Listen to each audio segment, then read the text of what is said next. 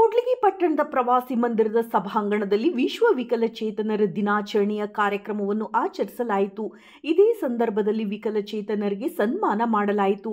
ಕಾರ್ಯಕ್ರಮದ ಉದ್ಘಾಟನೆಯನ್ನು ಶ್ರೀ ಯೋಗೇಶ್ ಜೆ ಗೌರವಾನ್ವಿತ ಹಿರಿಯ ಸಿವಿಲ್ ನ್ಯಾಯಾಧೀಶರು ಹಾಗೂ ಅಧ್ಯಕ್ಷರು ತಾಲೂಕಾ ಕಾನೂನು ಸೇವೆಗಳ ಸಮಿತಿ ಕೂಡ್ಲಿಗಿ ಅವರು ಕಾರ್ಯಕ್ರಮವನ್ನು ಉದ್ಘಾಟಿಸಿದರು. ಕಾರ್ಯಕ್ರಮದ ಅಧ್ಯಕ್ಷತೆಯನ್ನು ನರಸಪ್ಪ ಕಾರ್ಯನಿರ್ವಾಹಕ ಅಧಿಕಾರಿಗಳು ತಾಲೂಕಾ ಪಂಚಾಯಿತಿ ಕೂಡ್ಲಿಗಿ ಅವರು ವಹಿಸಿಕೊಂಡಿದ್ದರು.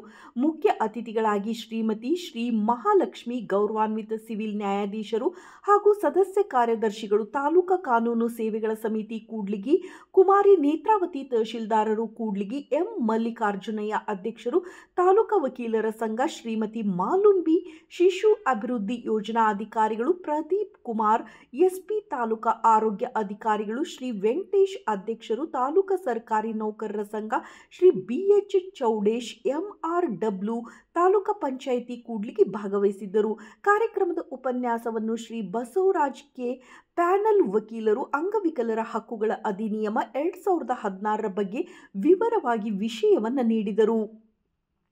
ವಿಕಲಚೇತನರ ಹಾಗೂ ಹಿರಿಯ ನಾಗರಿಕರ ಇಲಾಖೆಯ ಯೋಜನೆಗಳ ಬಗ್ಗೆ TD ಬಸಮ್ಮ ಗ್ರಾಮೀಣ ಪುನರ್ವಸತಿ ಕಾರ್ಯಕರ್ತರು ಆಲೂರು ಗ್ರಾಮ ಪಂಚಾಯಿತಿ ಅವರು ಮಾತನಾಡಿ ವಿವರವಾಗಿ ಮಾಹಿತಿ ನೀಡಿದರು. ಬಸವರಾಜ್ ಗುಂಡುಮುಣಗೂರವರು ಸ್ವಾಗತಿಸಿದರು.